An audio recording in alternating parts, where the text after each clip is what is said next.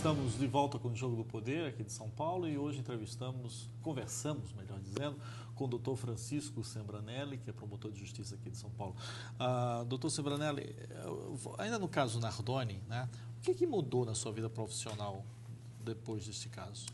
Olha, não há como ter a rotina de sempre, né? Porque você acaba participando de um caso cuja repercussão foi internacional. Recebi dezenas de mensagens de brasileiros que vivem no exterior e que acompanharam o caso.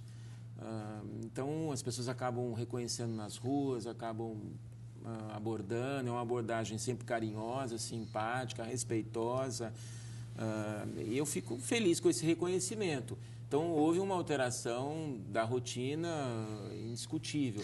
Mas eu tento manter ainda uma normalidade. Eu continuo no mesmo local de trabalho, eu nunca me afastei das minhas funções, nem nos momentos mais delicados do caso Isabela, aqueles primeiros 30 dias que foram os mais conturbados, quando não se sabia ainda o que havia acontecido e houve uma louca corrida aí da mídia brasileira em busca do Ibope, nós éramos perseguidos nas ruas. Nem nesse momento eu me afastei de minhas funções, eu continuei fazendo o O senhor recebeu convite para ser candidato? Nas últimas eleições, sim, recebi convite para me filiar a partidos, tal, mas isso não há nenhum interesse da minha parte. Acredito que talvez a relação que eu tenha com a política é de qualquer cidadão comum, eu voto como qualquer eleitor, não tenho nenhuma pretensão, sou promotor do júri, pretendo permanecer, acredito que sou mais útil à sociedade desempenhando essa missão e já estou aí há quase 23 anos atuando no júri e pretendo ficar provavelmente até o final de minha carreira. Então, não há nenhuma pretensão de... Já podia ser procurador de justiça, que é um promotor que atua nos tribunais, é o próximo degrau da carreira, abrir mão da promoção para ficar no júri, e é assim que eu me acho mais útil à sociedade. Perfeito. Então, vamos ver o que as pessoas acham do senhor. Nós fomos às ruas e fomos perguntar a elas sobre o doutor Francisco Sembranelli. Vamos lá.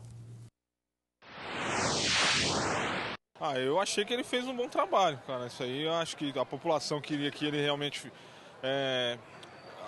A população acreditava, né, que os Nardones realmente eram os assassinos, então eles... no meu ponto de vista, ele fez um bom papel, indo mais para o lado da população. Do pouco que eu conheci do trabalho do Sembranelli, me pareceu uma pessoa muito competente na frente do Ministério Público de São Paulo.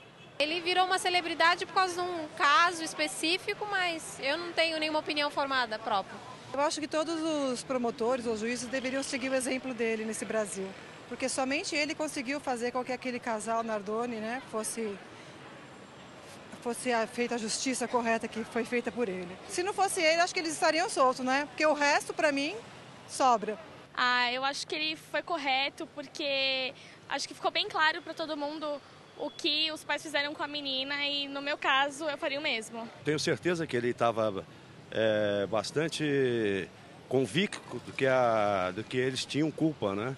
E, por conta disso, eu achei que o promotor foi muito bem.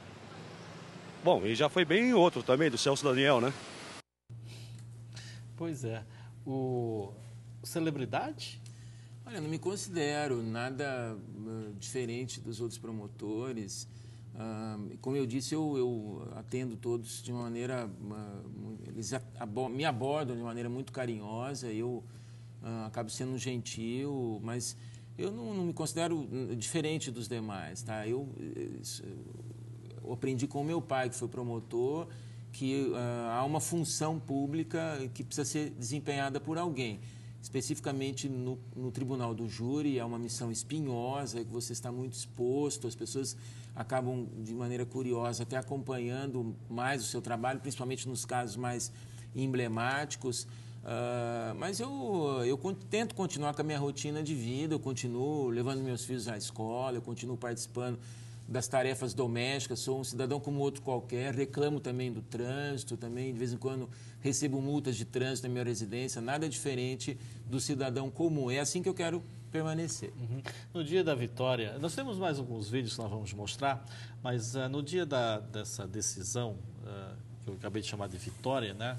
Vitória para a justiça, O senhor chegou em casa e aí, comemorou? Como é que foi essa, tipo assim, toda alma lavada, vou dormir tranquilo, tomou um banho, não tomou, comeu, como é que foi? Olha, a sensação foi de dever cumprido, né? Não é fácil você ficar 5 dias num julgamento, e eu já vinha sofrendo toda a pressão, porque houve uma preparação muito intensa, né, nas semanas que antecederam, e quem é do júri, quem atua na área, sabe da dificuldade. Há realmente um desgaste emocional bastante grande, em que você acaba tendo que estudar um longo processo, acaba tendo que se preparar, sabe que vai ser submetido a uma difícil prova, uma missão árdua, e não pode errar.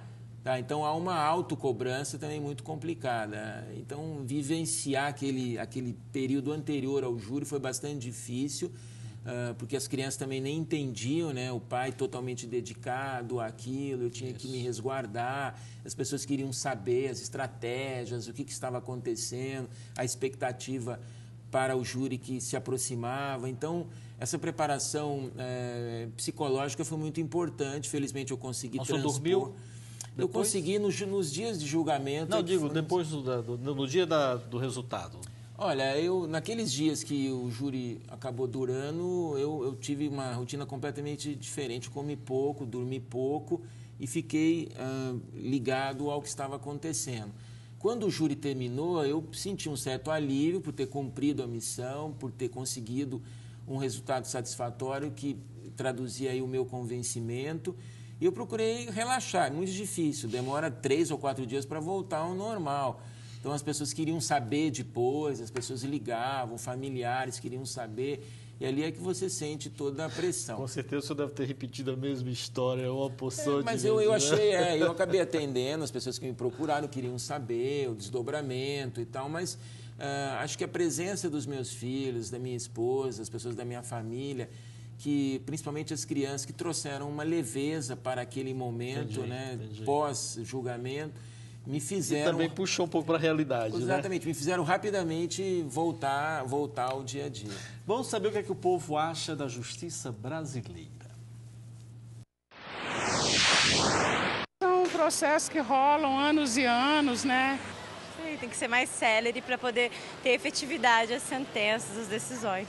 A justiça no Brasil existe só para os ricos, né? Então os pobres, entendeu? Normalmente não contam com a justiça, não.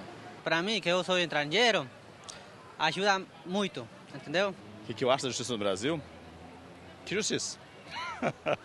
Brincadeira. Olha, é difícil, viu? É difícil. Às vezes tem muitas pessoas de boa vontade, realmente, mas uma grande parte deixa muito a desejar.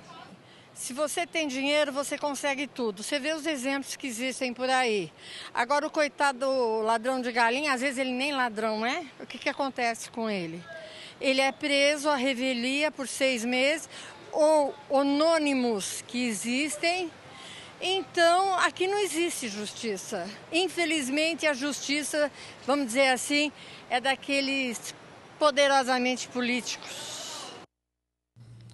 O senhor acredita, acha que está certo? Eu compreendo essa opinião quase que unânime, né, das pessoas a respeito da justiça brasileira. Até o reconhecimento que eu acabo encontrando nas ruas mostra isso.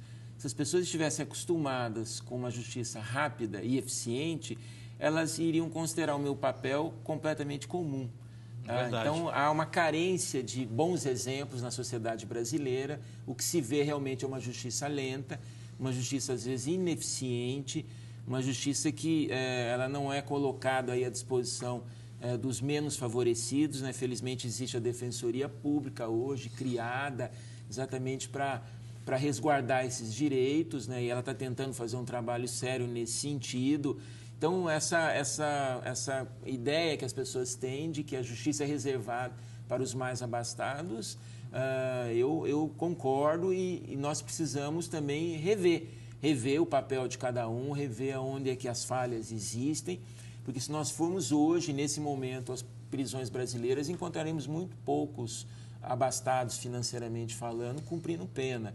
Tá? Isso é a revelia do Ministério Público, que processa, que tenta obter aí condenações e acaba tendo que suar sangue para obtê-las. Então, eu compreendo perfeitamente essa imagem e nós temos que nos unir para mudá-la. Não adianta ficar achando que o povo não entende, não compreende, não sabe como tudo acontece. Temos dificuldades? Sim. A justiça tem lá seus pontos favoráveis? Sim. Mas a imagem que a sociedade ainda tem, lamentavelmente, é essa. Perfeito. Nós vamos a outro intervalo comercial. Você fique bem ligado, aí que nós já voltamos.